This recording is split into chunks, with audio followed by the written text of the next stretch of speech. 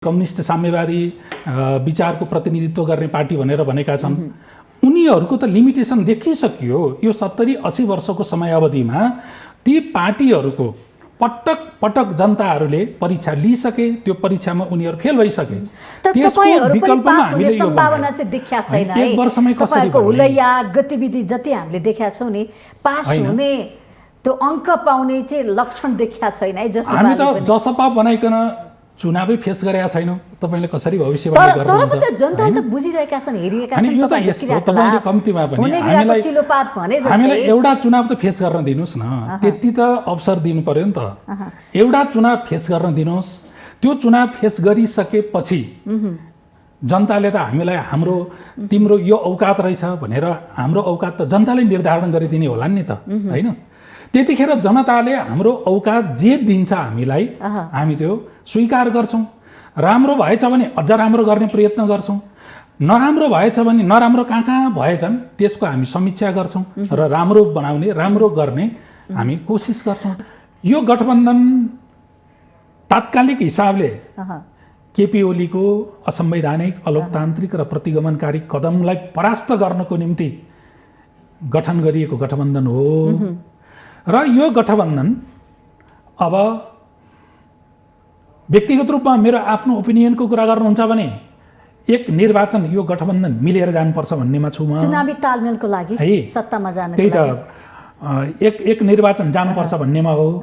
तर के हुन्छ भोलि सबै हैन, भविष्यको जिम्मा त लिन सकिने कुरा होइन। तर चाहिँ अब मोटामोटी रूपमा मेरो चाहिँ एनालाइसिस कस्तो हो भने अहिले पनि ओलीजीको या ओली प्रवृत्ति, ओलीजम भनेर पनि भन्छन् हैन, यो प्रवृत्ति निस्तेज भएको छ नेपालको सन्दर्भमा, पूर्ण रूपमा परास्त भइसकेको छैन क्या। यो कुनै पनि बेला फेरि फडा उठाउन सक्छ क्या यसले। त्यसो भएको हुनाले त्यसलाई फडा उठाउन नदिने असंवैधानिक, अलोकतान्त्रिक या प्रतिगमनतिर देशलाई लैजाने जो प्रवृत्ति छ नि, यो प्रवृत्तिलाई पूर्ण रूपमा परास्त त्यो बेला गर्न सकिन्छ जुन बेलासम्म यो 5 दलीय, यसमा अरू पनि थपिन सक्लान्, गठबन्धन यो मिलेर चुनावमा जाने, यसले 2/3 प्राप्त गर्ने, त्यस पछाडि आवश्यकता अनुसार संविधान संशोधन गर्ने र देशलाई एउटा ट्र्याकमा लैजाने हैन। ट्र्याकमा लगिसकेपछि तपाईले अघि भन्नुभएको जस्तो समृद्धिको, सुशासनको हाम्रो त त्यो हो नि त। अब त त्यसमा चाहिँ तपाईको चाहिँ रफ्तारमा जाने के। जनकपुरमा चाहिँ त्रिपालले छोपेर राखेको रेल जस्तो नहोस् हैन। यो चाहिँ अब चाहिँ यस्तो होस् कि साँच्चैको चुच्चे रेल जस्तै अगाडि बढोस् भन्ने हो।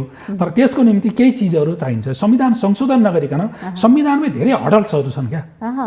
त्यो हडल्सहरू तपाईले क्लियर नगरिकन तपाईँ कहाँ चाहिँ अगाडि जाने? जोत्दै जानुहुन्छ, के भन्छ हलो चाहिँ जरामा अड्केपछि त उयो गोरु चुट्ने कुरा भन्दा बाहेक त संविधान त उत्कृष्ट छन् भन्छन् त।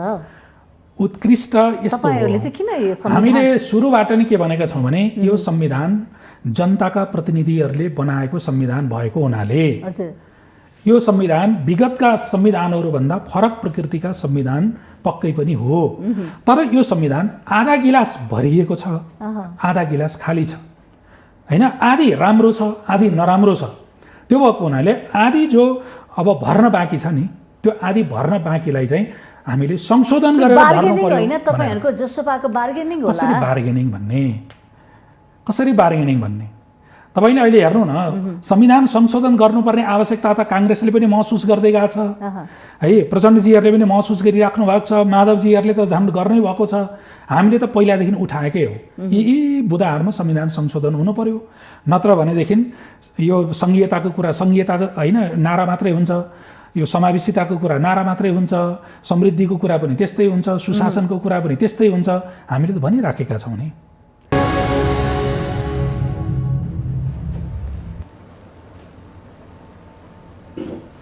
नमस्कार, माउन्टेन संवादमा स्वागत छ। म सचिता। माउन्टेन संवादमा आज हामी जनता समाजवादी पार्टी जसपाको विषयमा चर्चा गर्दैछौं। जनता समाजवादी पार्टी जसपा अन्ततः फुटेको छ। जसपाको नेतृत्व उपेन्द्र यादवले गर्नु भएको छ भने जसपाबाट फुटेर नयाँ दल गठन भएको लोकतान्त्रिक समाजवादीको नेतृत्व महन्त ठाकुरले गर्नु भएको छ।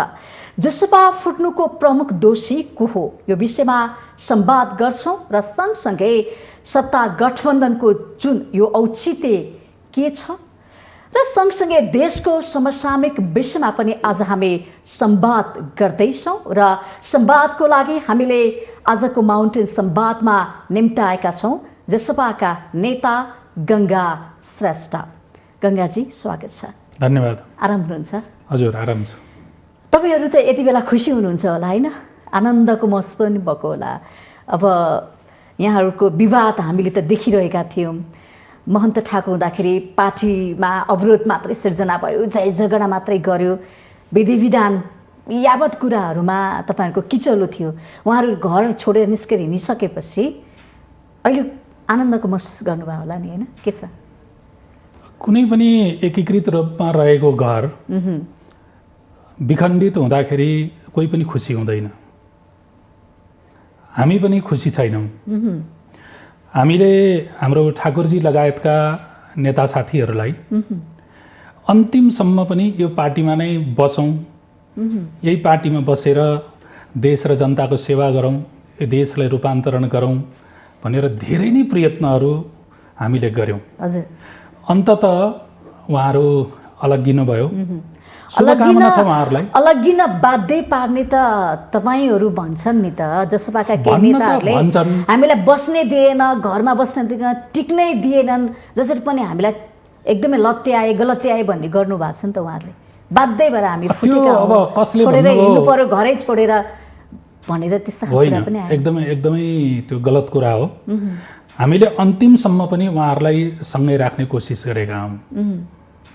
जहिले पनि सँगै हुँदा तपाईहरु झगडा गर्ने वास्तवमा झगडा कहाँ झगडा गरेका थियौं? व्यक्तिगत रूपमा कसको के झगडा हुन्छ भन्नुस् त?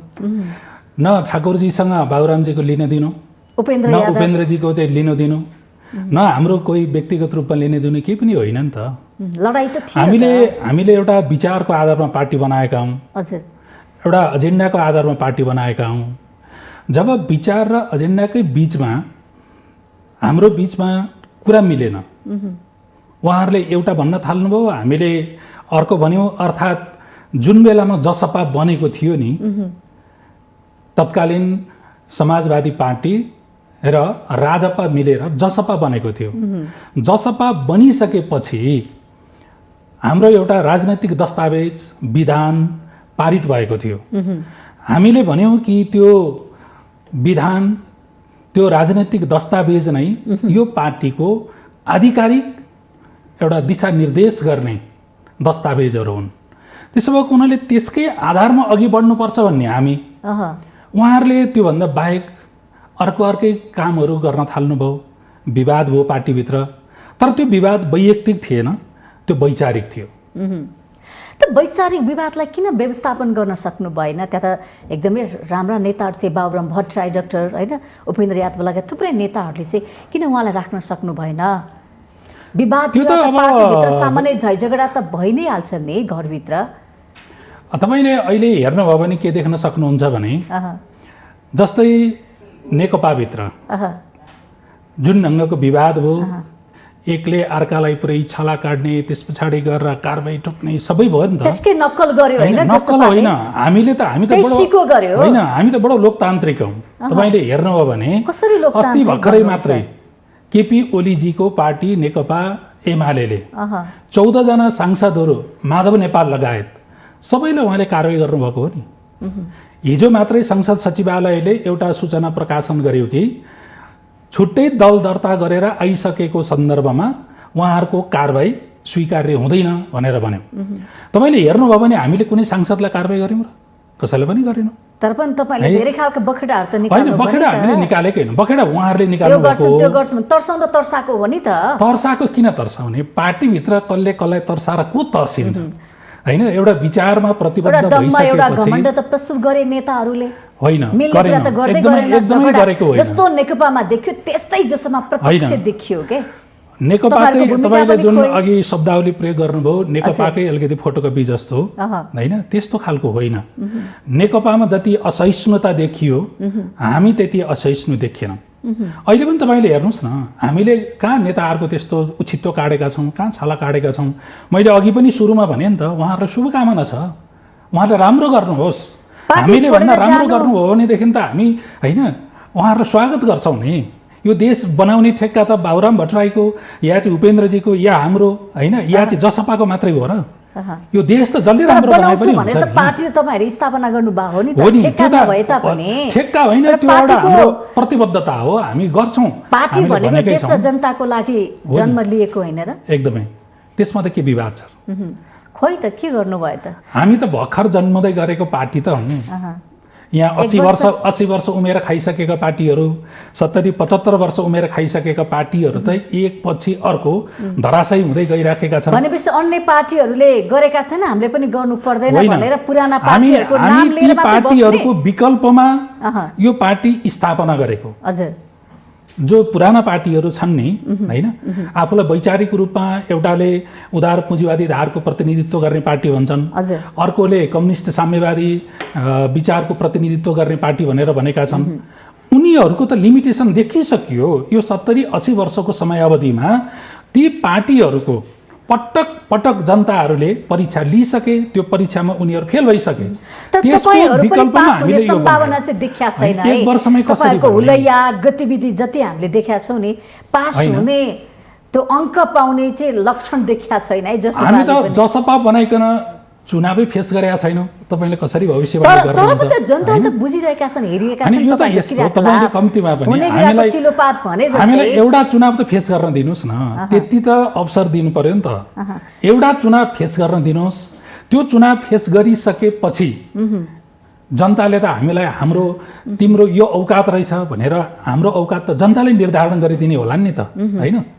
त्यतिखेर जनताले हाम्रो औकात जे दिन्छ हामीलाई, हामी त्यो स्वीकार गर्छौँ। राम्रो भएछ भने अझ राम्रो गर्ने प्रयत्न गर्छौँ, नराम्रो भएछ भने नराम्रो कहाँ कहाँ भएछन् त्यसको हामी समीक्षा गर्छौँ र राम्रो बनाउने, राम्रो गर्ने हामी कोसिस गर्छौँ। अब महन्त ठाकुर हिँडिसकेपछि अब पार्टी त रफ्तारमा चल्ला नि त। तपाईँलाई त विरोध गर्ने, अवरोध गर्ने होइन, राजनीति दस्तावेज नमान्ने त्यस्तो त अब कोही नहोला नि त, काम गर्न सहज होला नि त। त्यस्तो होइन। यहाँ महन्तजी हुँदाखेरि अप्ठ्यारो, अर्कोजी हुँदाखेरि सप्ठ्यारो भन्ने खालको होइन, एकदमै होइन। तपाईँले भन्नुभएको तपाईँलाई म एउटा एकदमै तथ्य अर्थात् वैज्ञानिक कुरा एउटा के भन्न चाहन्छु भने, जस्तै हाम्रो जीवनमा पनि दुईटा खालका सेलहरू हुन्छ नि। एउटा सेलहरू जन्मिराखेको हुन्छ, अर्को सेलहरू मरिराखेको हुन्छ कि। त्यो सेलहरूको जन्म र मृत्युको ठोस एउटा आकार भनेको नि हामी हौँ कि। हाम्रो सजीव यो जीवन हो चाहिँ। त्यस्तै पार्टी भनेको पनि एउटा सजीव वस्तु हो। त्यो वस्तुभित्र वैचारिक रूपमा विभिन्न खालका बहसहरू हुन्छन्। त्यो बहसलाई पार्टीले व्यवस्थापन गर्नुपर्छ। कि तपाईँले भन्नुभयो त्यो कुरा आफ्नो ठाउँमा छँदैछ होइन। तर चाहिँ यो पार्टी अब उहाँहरू गइसके पछाडि एकदम मनोलिथिक एकदमै होइन त्यस्तो खालको हुन्छ, त्यस्तो खालको होइन। यो पार्टीभित्र फेरि पनि बहस हुन्छ, फेरि पनि छलफल हुन्छ। एउटा जीवित पार्टीमा एउटा मान्छेको जीवनमा जसरी मरणशील कोष र होइन जन्मने कोषहरू चाहिँ हजुर भइरहन्छ, यहाँ पनि त त्यस्तै एउटा। तर महन्त ठाकुर काम गर्न सकेन, काम गर्न पाएन भन्ने आरोप होइन, हामीले कहिले पनि भनेनौँ त्यस्तो। आरोपण त उहाँहरूलाई थुपार्नु भयो नि त। अलिकति त तपाईँले कहाँ सुन्नुभयो? हामीले कहीँ पनि भनेनौँ। समाचारमा व्यापक रूपमा आयो, तपाईँ जस्ता नेताहरूले यसरी भन्नुभयो। होइन होइन होइन, हामीले उहाँहरूले काम गर्न दिएन भनेर कहिले पनि भनेका छैनौँ। उहाँहरूलाई मात्रै हामीले भनेको कुरा के हो भने, पार्टी भनेको एउटा विधि विधानमा चल्छ, विचारमा चल्छ, पद्धतिमा चल्छ, प्रक्रियामा चल्छ। तपाईँहरू यो विधि विधान होइन प्रक्रियामा तपाईँहरू चलिदिनुहोस्। यदि चल्नु भएन भनेदेखि त नचल्नेहरूको बारेमा के गर्ने भनेर पनि त हाम्रो विधानले किटान गरिदिएको छ नि त। त्यसो भएको हुनाले तपाईँहरू यो विधि विधानमा चलिदिनुहोस् भनेर हाम्रो अनुरोध मात्र। भनेपछि तपाईँहरूको अब परीक्षा परीक्षण हामी को, हाम्रो अस्तित्व के हो होइन भन्ने कुरा चाहिँ चुनावी हो। त्यसो भए होइन, हरेक राजनीतिक पार्टीको त्यही हो। तपाईँले हेर्नु भने कि त राजनीतिक पार्टीहरू बन्दुक बोकेर युद्धमा चाहिँ अब भिड्छन्, जसरी हिजो माओवादीहरू भिडे। उनीहरू चुनावमा नआउँदासम्म त उनीहरूको परीक्षा हामीले विकल्प रचनात्मक सृजनात्मक कुराहरू गर्न सक्दैनौँ देश र जनताको लागि। त्यो त गरिराखेका छौँ नि हामीले। भनेको वैकल्पिक त्यही त हो नि। तपाईँले विचारमा हेर्नुभयो भने, तपाईँले हाम्रो कार्यदिशामा हेर्नुभयो भने, हाम्रो कार्यशैलीमा हेर्नुभयो भने, कहाँ ठ्याक्कै हिजोको या चाहिँ आजको जो एमालेहरू या चाहिँ माओवादी या तपाईँले भनौँ कङ्ग्रेस, कहाँ उनीहरूको जस्तो छ त? कहाँ छ त खोइ राष्ट्रियता मुद्दाहरू तपाईँको? मलाई एउटा दुईटा भनिदिनुहोस् त। होइन, हाम्रा कहाँ छन् खोइ? किन छैन र? हामीले तपाईँको अहिलेसम्म हाम्रो पार्टीको तर्फबाट जे चिजहरू जे मुद्दाहरू अगाडि सारिराखेका छौँ त्यो अरू पार्टीलाई कहाँ सारेको छ त? तपाईँलाई म एक दुईवटा मात्रै कुरा भनौँ। जस्तै हाम्रो पार्टीले संविधान संशोधनको मुद्दा अगाडि सारिराखेको छ हो। त्यो संविधान संशोधनको मुद्दा 23वटा बुँदाहरूमा हामीले त्यसलाई समेटेका छौँ। त्यो 23वटा बुँदाहरूमा जुन मुद्दाहरू हामीले समेटिराखेका छौँ नि, जस्तो राज्यको पुनर्संरचनाको कुरा, त्यस पछाडि गएर शासकीय स्वरूपको कुरा, त्यस पछाडि निर्वाचन प्रणालीको कुरा, त्यस पछाडि नागरिकताको कुरा, यावत जुन कुराहरू छन् त्यो कुराहरू अरू पार्टीहरूले कहाँ अगाडि सारेको छ त? त्यो त हामीले त अगाडि सारिराखेको छौँ नि। तर तपाईँले यस्ता खालका मुद्दा अगाडि सारिरहँदा त्यति सान्दर्भिक चाहिँ देखिया छैन के? जनताले के चाहेका छ? जनताको मुद्दा हेर्नुहोस्, जनकपुरमा रेल त्रिपाल ओढेर बसेको छ, हुलाकी राजमार्ग खुल्न सकेको छैन, मध्यपहाडी लोकमार्ग अलपत्र अवस्थामा छ। ती त एउटा राष्ट्रियता मुद्दा हो नि, जनताको मुद्दा होइन र खै त उठाएको त्यो चाहिँ? भिरकुटी मण्डपको कागज कारखाना पनि बन्द भयो, उद्योग धन्दा खोल्नु पर्यो, युवा जनशक्ति विदेश गएका छन्, खोइ त त्यो मुद्दा चाहिँ बन्न किन सकेन? यो त हाम्रो पार्टीको ब्यानरमा नै हामीले 4वटा शब्दावलीहरू कहिले पनि छुटाउँदैनौँ कि होइन? ब्यानरमा मात्रै सीमित होइन, ब्यानरमा मात्र होइन, हाम्रो त्यो त हाम्रो एजेन्डा हो कि मैले भन्न खोजेको। हामीले भनेका छौँ संघीयता, हजुर, हामीले भनेका छौँ समृद्धि, हामीले भनेका छौँ सुशासन, हामीले भनेका छौँ समाजवाद। यी 4वटा कुराहरू त हाम्रो मुटु हो क्या। यी कुराहरू हामीले हरेक ठाउँमा हाम्रो कार्यक्रमहरूमा प्रस्तुत गरिराखेका हुन्छौँ। भलै हामी अहिले अलिकति शक्तिको हिसाबले कङ्ग्रेस जस्तो ठुलो चाहिँ अझै छैन होला होइन, तपाईँहरूले पनि अलिकति फलो कम गर्नु होला, त्यो भएको हुनाले जनताको कानमा अलिकति कम पर्दो हो। होइन, हामीले जसपालाई एकदम मध्यनजर गरेका छौँ, मिडियाले पनि धेरै नै मध्यनजर गरेको छ, केही गर्छु भनेर जो चाँगर देखाएको थियो, तर जसपाको हालत पनि उस्तै देख्यो कि अरूको पार्टी फरक देखेन। अनि यो त मैले भनिहालेँ, फरक र उस्तै भन्ने कुरा चाहिँ जनताले चुनावमा फैसला गरिदिने कुरा हो होइन। त्यतिन्जेलसम्म अब एकाध वर्ष बढीमा 15 महिना हामीले पर्खनुपर्छ। त्यतिखेर हामीलाई जनताहरूले फरक या चाहिँ जनताहरूले उस्तै के भनेर भन्छन् त्यतिखेर हामीले हेर्नुपर्छ। मैले अघि एउटा भन्दै थिएँ तपाईँलाई, जस्तो हामीले 4वटा शब्दावलीहरूको जुन कुरा गरेका छौँ नि, संघीयता, अहिलेको संघीयता हामीले बुझेको के हो भन्नु होला भने यो संघीयता भनेको प्रशासनिक संघीयता हो कि। हिजो राजा महेन्द्रले अगाडि सारेको विकेन्द्रीकरणकै एउटा नयाँ संस्करण मात्रै हो यो। नेपाली जनताले खोजेको संघीयता यस्तो संघीयता होइन।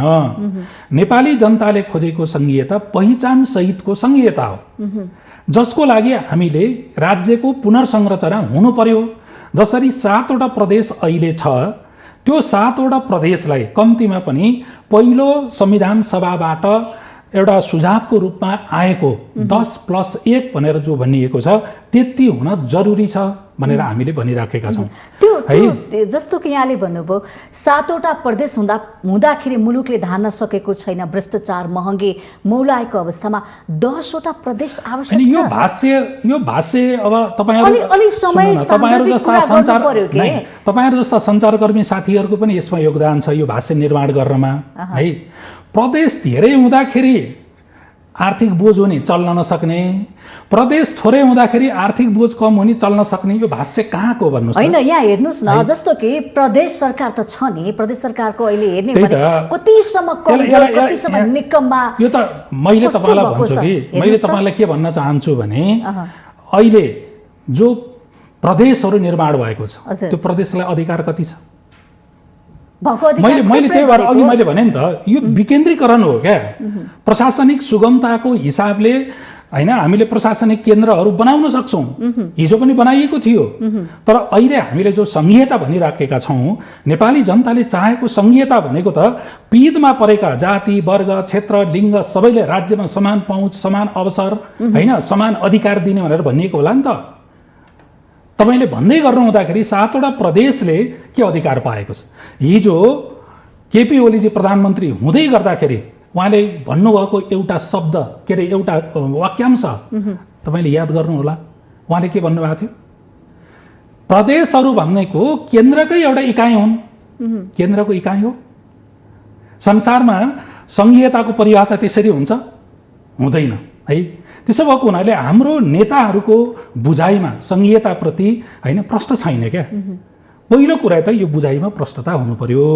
यो बुझाइमा प्रष्टता भइसके पछाडि त्यो अनुसारको नीति बन्छ। नीतिले के गर्छ? तपाईँको कार्यक्रम खोज्छ। त्यो कार्यक्रम लागू गर्न के खोज्छ? त्यसले नेता खोज्छ है। एउटा सिरिजमा हुन्छ नि त। अहिले तपाईँले हेर्नुभयो भने के देख्नुहुन्छ? सङ्घीयता भनेको छ होइन, के अरे केन्द्रको चाहिँ एउटा प्रशासनिक इकाइ जस्तो व्यवहार गर्छ र चाहिँ त्यो चाहिँ तपाईँको ठाडो चिर्नुपर्छ, तेर्सो चिर्नुपर्छ। सङ्घीयता ढाडो र तेर्सो चिर्ने प्रिन्सिपलमा आधारित हुँदैन संसारमा। तपाईँले जहाँ पनि हेर्नुहोस्, अहिलेसम्म संसारका जति पनि सङ्घीयता भएका मुलुकहरू, चाहे हाम्रो छिमेकी देश नजिकको भारतको कुरा गर्नुहोस्, चाहे एउटा सुपर पावरको रूपमा रहेको अमेरिकाको कुरा गर्नुहोस्, साना साना मुलुकहरूको मैले कुरा गरिनँ, तपाईँहरूले त्यहाँ हेर्नुहोस् त, ठाडो चिरिन्छ, तेर्सो चिरिन्छ होइन। होइन, कुरा त हामी देश विदेश सबैको उदाहरण दिउँला, तर आफ्नो स्वरूप के हो भन्ने कुरा त बुझ्नु पर्यो नि त। आफ्नो बनावटमा खोइ त हामी रहेको हो त। हाम्रो बनावट के हो भन्नुहोस् त? म तपाईँलाई यहीँनिर भन्छु, हाम्रो बनावट के हो चाहिँ?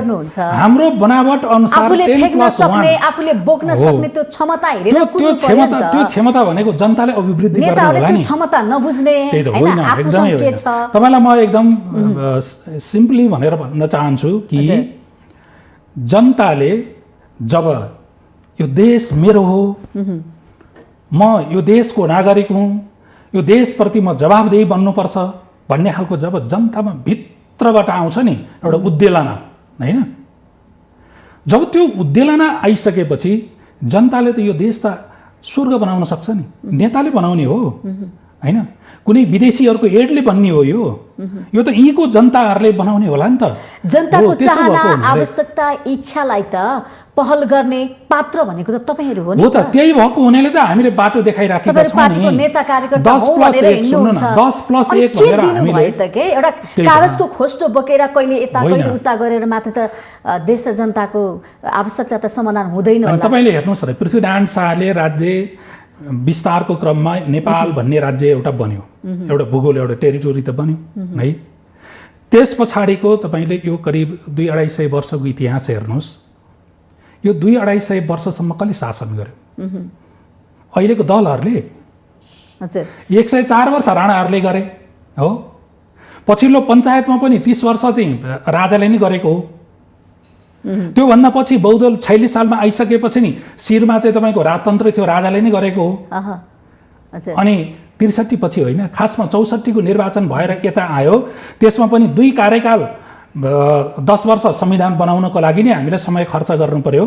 अनि खासमा 74 देखि यहाँसम्मको हिसाब गर्नुहोस् न, 74, 75, 76, 77, 78, 4.5 वर्ष पनि अवधि भइराखेको छैन।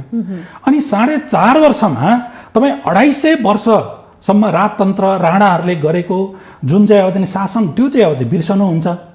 अनि तपाईँ 4 वर्षमा केही पनि गरेन, केही पनि गरेन, कागजको खोस्टो बोकेर बसिस् भनेर भन्न पाइन्छ। लामो समय हो नि त हैन। 4 वर्षमा त अहिले तपाईले हेर्नुस्, विदेशीकै कुरा गर्ने हो भने विदेशले सेकेन्डको मूल्य राख्छन् के हो त। त्यसरी काम गरेर देश विकास भएको छ।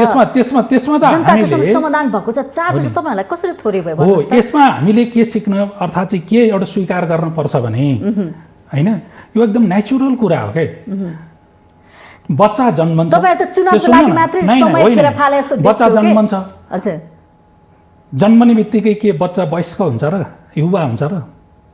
हुँदैन नि। उ त 1000 चोटि लड्छ, ठोक्किन्छ हैन। उले चाहिँ ठुलो सङ्घर्षको बीचबाट बोल्न थाल्छ, त्यसपछि पाइला सार्न थाल्छ, त्यसपछि उले सिक्न थाल्छ अनि युवा हुन्छ। यसको पनि प्रक्रिया त्यही हो नि, यो नेचुरल हो के। र यसलाई के गर्न सकिन्छ, अलि राम्रो पोषण गर्यो, राम्रो हेरचाह गर्यो भने त्यो बच्चा छिट्टै हुर्किन सक्छ। नराम्रो गर्यो भनेदेखि त्यो बिस्तारै हुर्किन्छ। तपाईले भनेको कुरा म कहाँ सहमति जनाउँछु भने हामीले राम्रो ढङ्गबाट यो नयाँ बच्चाको सङ्घीय लोकतान्त्रिक गणतन्त्रको यो बच्चाको राम्रो ढङ्गबाट हामीले अहिले उसलाई हुर्काउने काम गर्न सकेको छैनौँ। यो कुरा सत्य हो। तर यो बच्चै गलत हो भन्ने खालको भाष्य त फेरि बनाउनु भएन नि त। तर सबैतिर हेर्ने हो भने त त्यस्तो कुनै खोइ त राम्रो सन्देश दिन सकेको छैन कुनै पनि पार्टीले। जसपाको हालत पनि उस्तै देखिएको छ।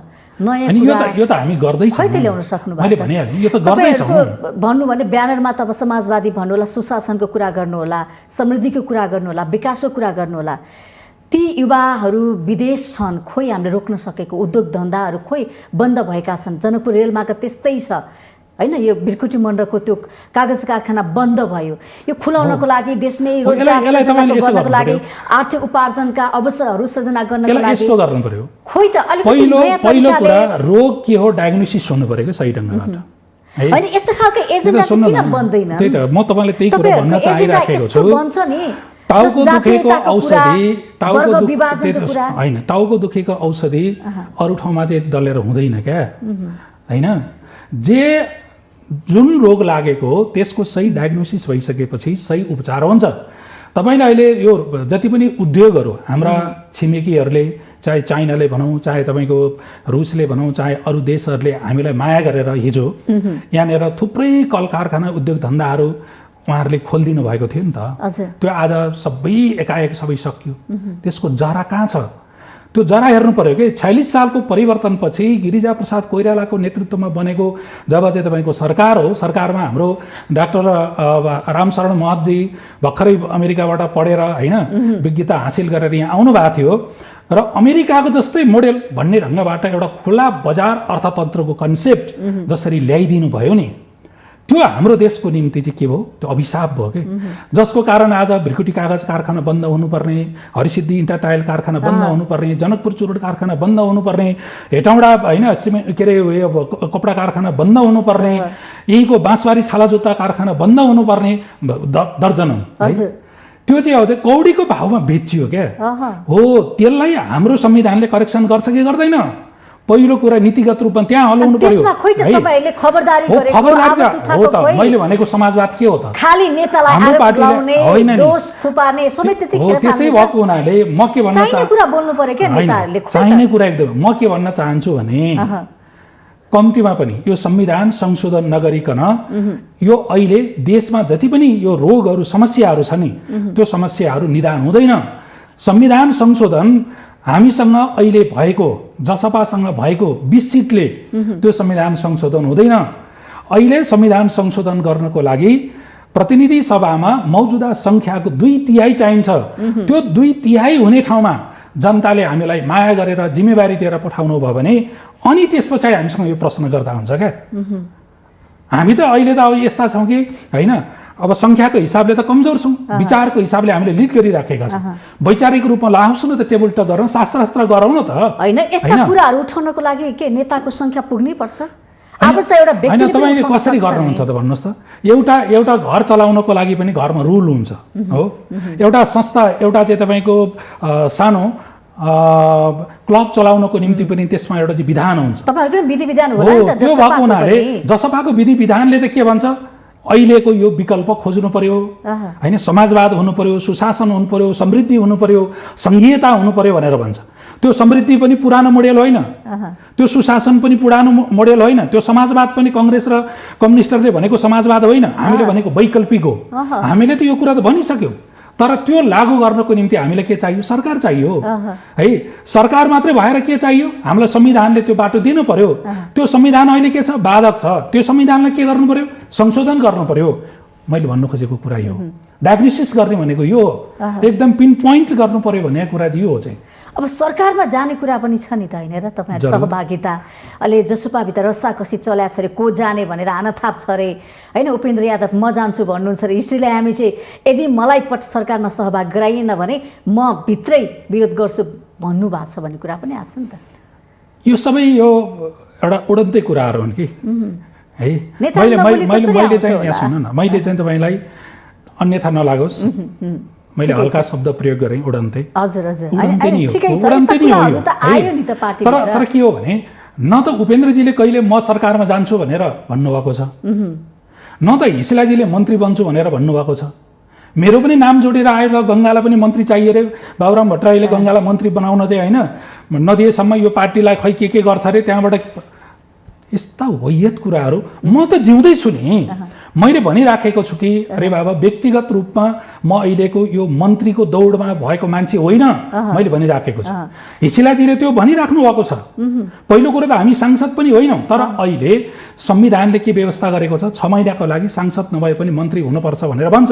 व्यक्तिगत रूपमा मेरो ओपिनियनको कुरा गर्नुहुन्छ भने जति पनि हाम्रा सांसदजीहरू जितेर जानुहुन्छ उहाँहरू भनेको विधायक हो है, उहाँहरूले विधान बनाउने हो क्या। त्यसो भएको हुनाले उहाँहरूले वास्तवमा मन्त्री बन्ने भन्दा पनि उहाँहरूले चाहिँ विधायकीको नै भूमिका खेल्दा राम्रो। र जो मन्त्री बन्ने हुन्छ त्यो त एजुकेसन गर्ने हो है, त्यसको लागि चाहिँ बाहिरबाट एक्सपर्टिजहरू ल्याएर चाहिँ त्यो जिम्मा दिँदाखेरि राम्रो हुने हो। मेरो यो व्यक्तिगत कुरा हो, मेरो पार्टीको कुरा होइन। तर यसको अर्थ यो नलागोस् कि होइन म चाहिँ त्यहाँ मन्त्री बन्न जाने, हिसिलाई चाहिँ मन्त्री बन्न जाने, त्यस्तो होइन। हाम्रो पार्टीभित्र छलफल चलिराखेको छ। अछाड मछाड होइन, यो अहिलेको हाम्रो सिस्टमले के भन्छ भन्नुहोस् त। हाम्रो सिस्टमले जितेका सबै चाहे राष्ट्रिय सभाका हुन्, चाहे समानुपातिका हुन्, चाहे प्रत्यक्ष निर्वाचित भएर आएका हुन्, ती सबै प्रतिनिधि सभाका सदस्यहरू मन्त्रीको लागि उम्मेदवार हुन्। उम्मेदवारहरूले म पनि उम्मेदवारी होइन दिन्छु मन्त्रीमा भनेर भन्नु के अनौठो भयो? त्यसमा त केही अनौठो भएन नि।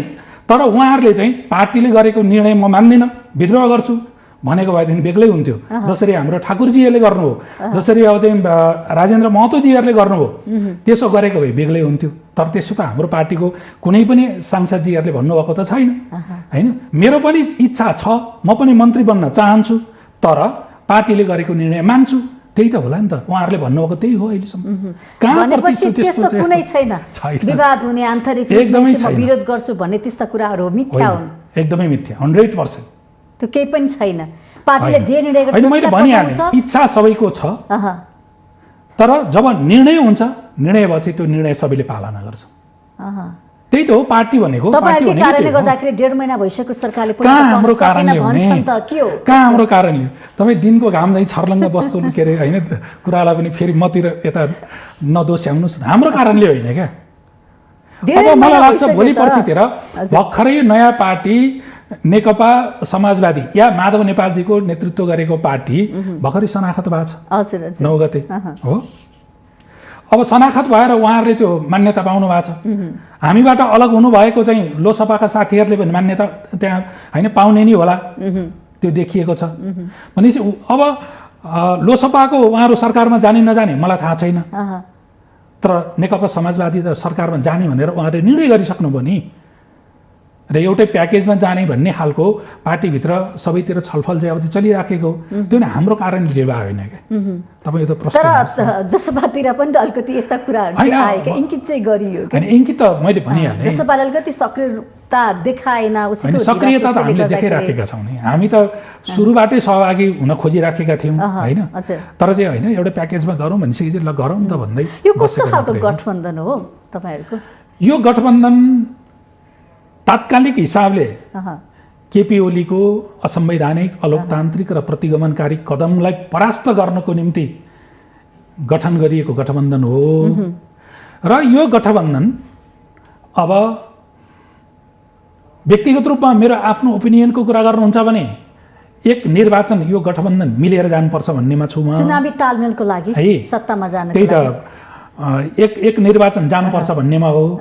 तर के हुन्छ भोलि सबै हैन भविष्यको जिम्मा त लिन सकिने कुरा होइन। तर चाहिँ अब मोटामोटी रूपमा मेरो चाहिँ एनालाइसिस कस्तो हो भने अहिले पनि ओलीजीको या ओली प्रवृत्ति, ओलीइजम भनेर पनि भन्छन् हैन, यो प्रवृत्ति निस्तेज भएको छ नेपालको सन्दर्भमा, पूर्ण रूपमा परास्त भइसकेको छैन क्या। यो कुनै पनि बेला फेरि फडा उठाउन सक्छ क्या यसले।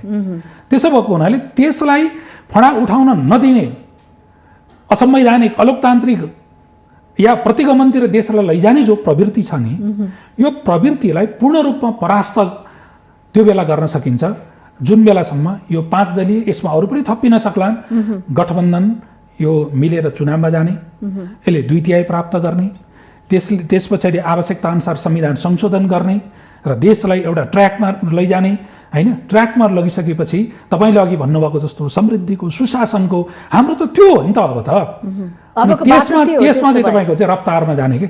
जनकपुरमा चाहिँ त्रिपालले छोपेर राखेको रेल जस्तो नहोस् होइन यो चाहिँ अब चाहिँ यस्तो होस् कि साँच्चै चुचेरियल जस्तै अगाडि बढोस् भन्ने हो। तर त्यसको निम्ति केही चिजहरू चाहिन्छ। संविधान संशोधन नगरिकन संविधानमै धेरै हडल्सहरू छन् क्या।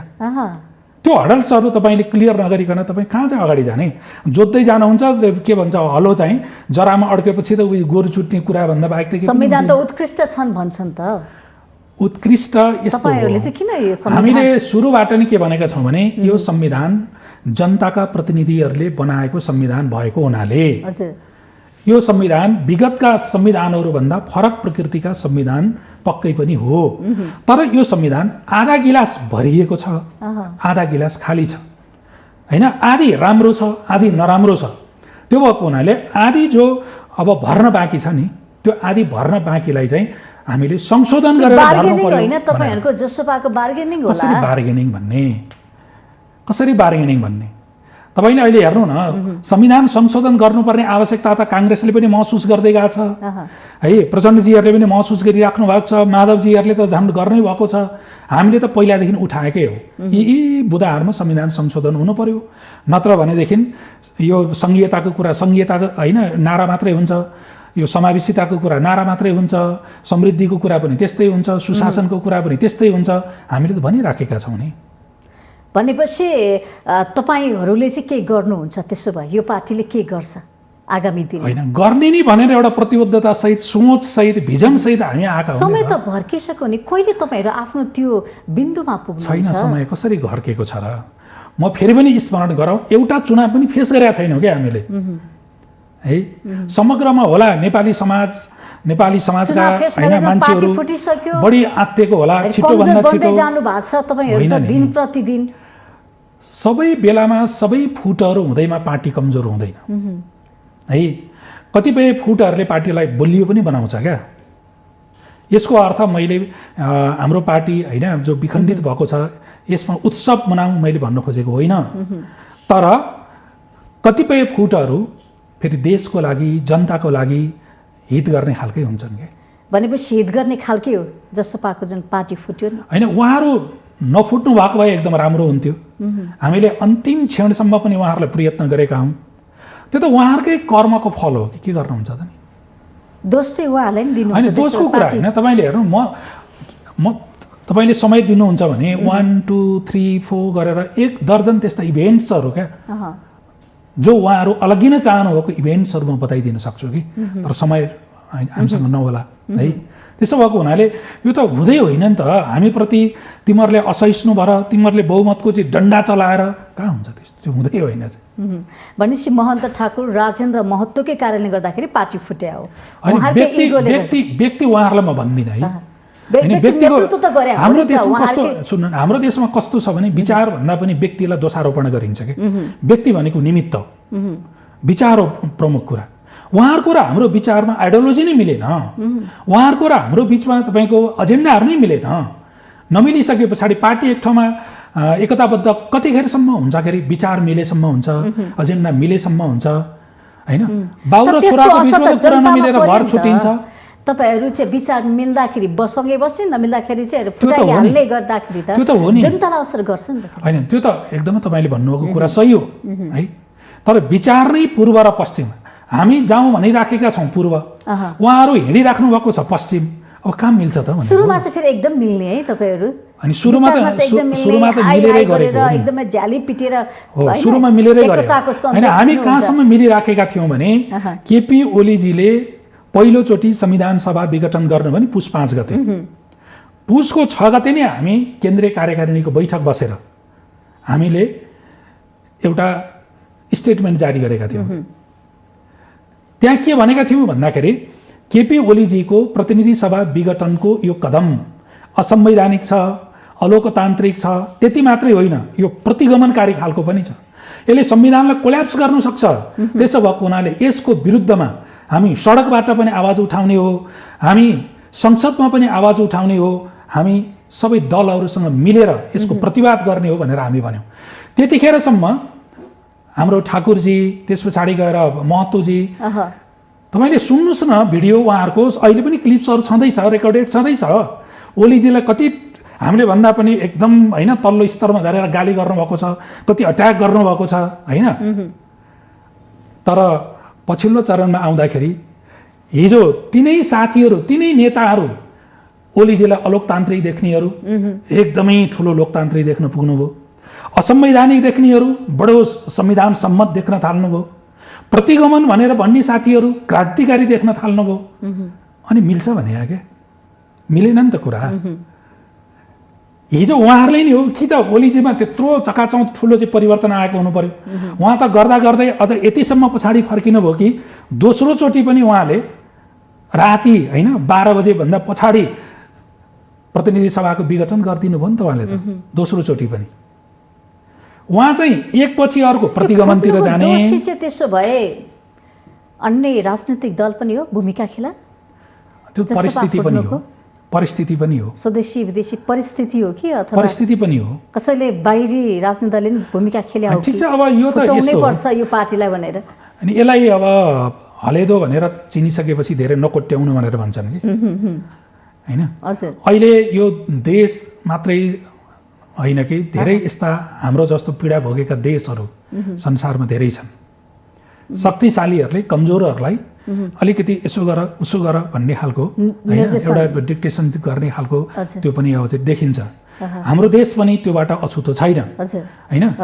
तर यसको अर्थ यो होइन कि आफ्नो थैलीको चाहिँ मुख राम्रोसँग नबाँध्ने अनि सँगै सुतेको साथीलाई चोर लाउने होइन, चोरको दोष लाउने कुरा चाहिँ राम्रो पहिले आफू बलियो हो। हामी आफू सुदृढ भयौँ भने होइन, हाम्रो छिमेकीहरूले हामीले के गर्छ भने हाम्रो 7 समुद्र पारी या चाहिँ संसारभरिका अरू हामीलाई के गर्छ केही पनि गर्दैन नि।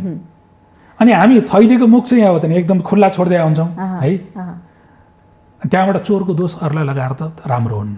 भनेपछि यो जसपा फुट्नुमा यी भएकै नेताहरूकै छ हात? मुख्य त त्यही हो नि। फेरि मिल्न सक्छ? के छ?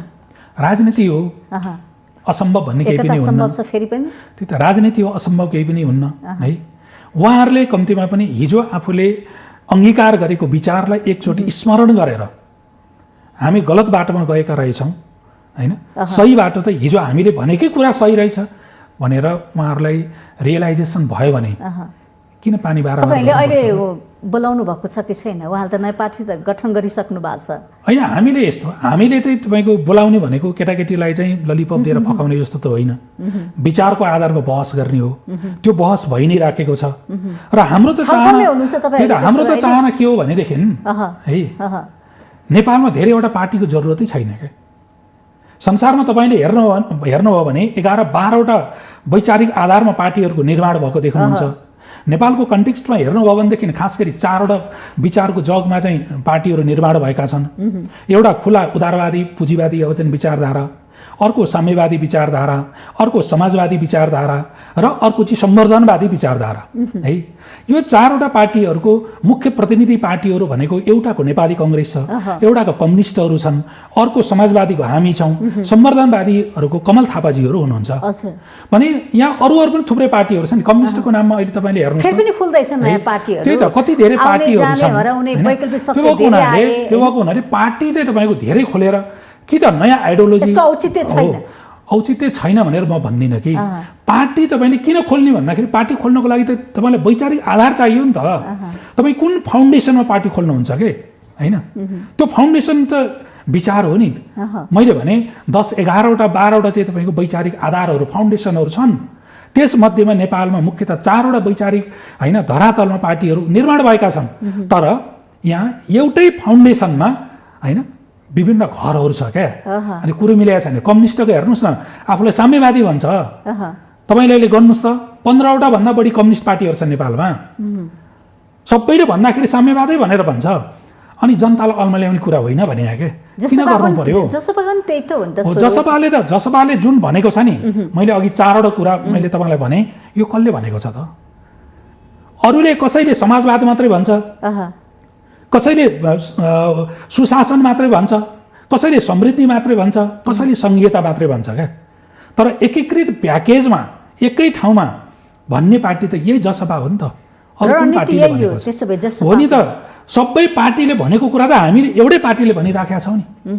त्यसो भएको हुनाले यो वैकल्पिक किन माथि उठ्न सकेन जसपा? यो त समय नै हामीलाई छैन नि त। समय ल भन्नुहोस् त, गत साल वैशाखको राति 10 बजे के अरे 10 गते राति 11 बजे जसपा पार्टी बनेको हो नि।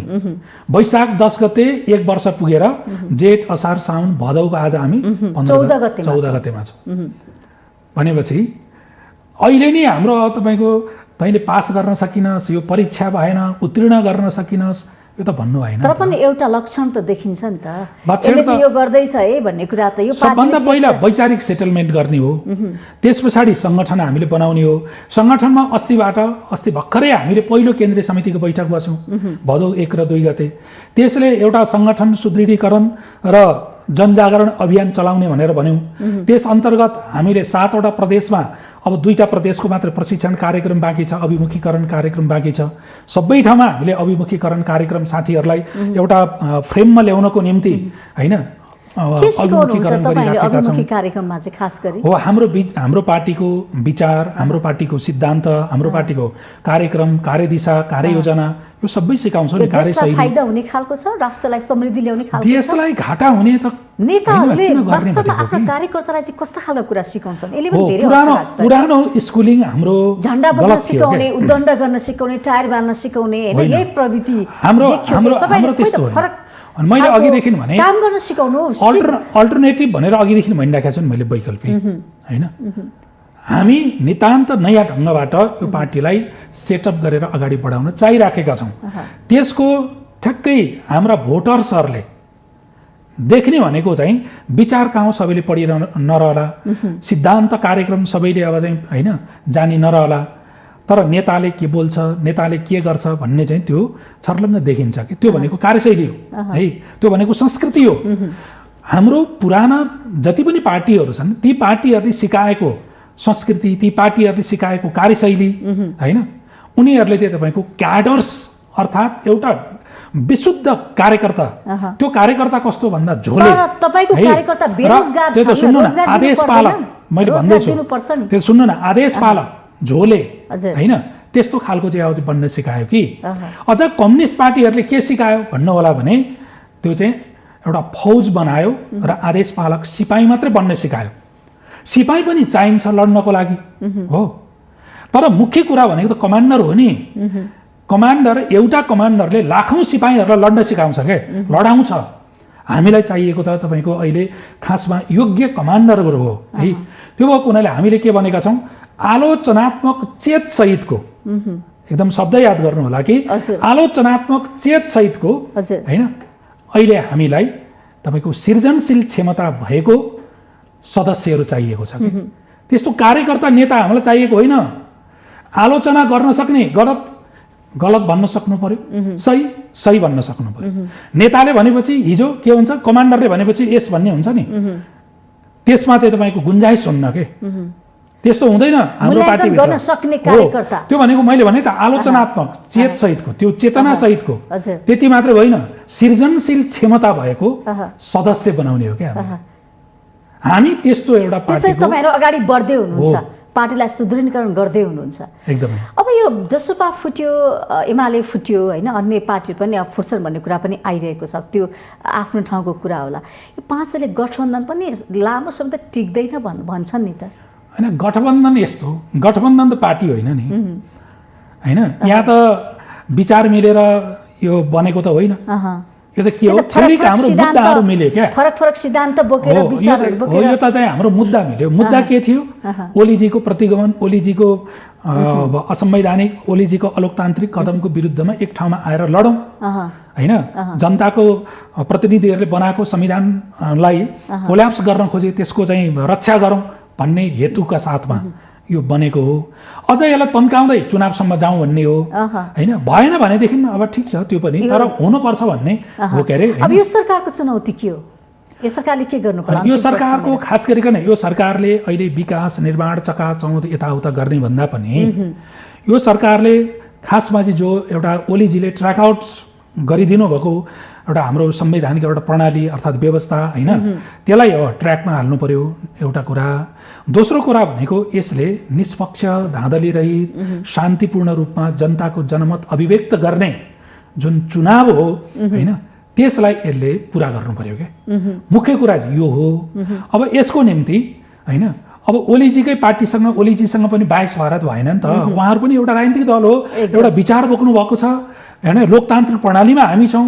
यो लोकतान्त्रिक प्रणालीमा उहाँहरूलाई पनि अरू दललाई जतिकै प्रतिस्पर्धा गर्ने एउटा वातावरण बनाउनु पर्यो हैन। उहाँहरूले भनिराख्नु भएको छ नि ओलीजीले, सबै मिलेर हामीलाई यिनीहरूले हैन दपेट्छ कि लखेट्छ कि, त्यस्तो त होइन नि त है। ओलीजी त झन् शक्तिशाली बन्दै हुनुहुन्छ दिन प्रतिदिन। उहाँ त ठिक छ, बन्नुहोस् न, शुभकामना छ। चुनावमा त मैले जित्छु भनिरहनु ठिक भएको छ नि, जनताको जनमत पाउनुभयो भने त्यसमा हाम्रो के अब्जेक्सन हुन्छ र?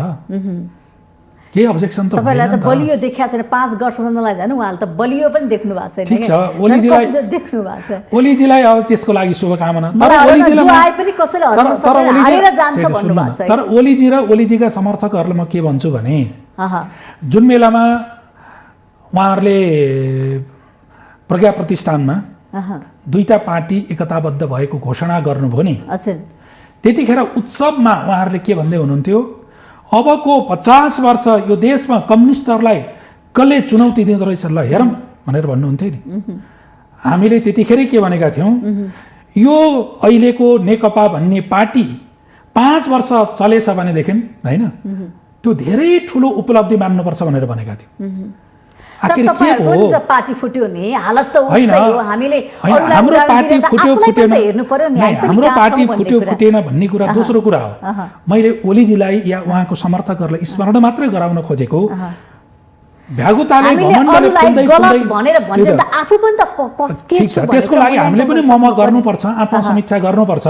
तर चाहिँ तपाईँको पेट फुलाउँदै जाने भ्यागुताको हालत ओलीजीको नहोस् क्या। हस्, समय र संवादको लागि यहाँलाई धेरै धेरै धन्यवाद। हस्, यहाँलाई पनि हाम्रो पार्टीको विचार र मेरो आफ्नो व्यक्तिगत विचारहरू पनि राख्ने जुन अवसर दिनुभयो त्यसको लागि धन्यवाद। Thank you. हजुर, आज हामीले कार्यक्रम माउन्टेन संवादमा जसपाका नेता गंगा श्रेष्ठज्यूलाई निम्ताएका थियौँ। कार्यक्रमबाट म पनि बिदा हुन्छु। माउन्टेन टेलिभिजन हेर्दै गर्नुहोला। नमस्ते।